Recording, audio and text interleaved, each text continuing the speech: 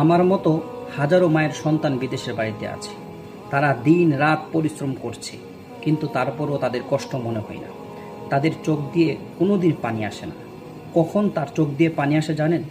তার মনে কখন কষ্ট লাগে জানেন? যখন বাড়ির মানুষগুলো যখন কম্পেয়ার করে যে পাশের বাড়ির মানুষ 5 লাখ টাকা রুজি করে, তুমি কি করো বিদেশে? পাশের বাড়ির মানুষ 5 তলা বিল্ডিং তুলতেছে, তুমি কি করো বিদেশে? এই কথাগুলি যখন বলা হয়, একজন প্রবাসীর চোখ দিয়ে অটোমেটিকলি পানি চলে আসে।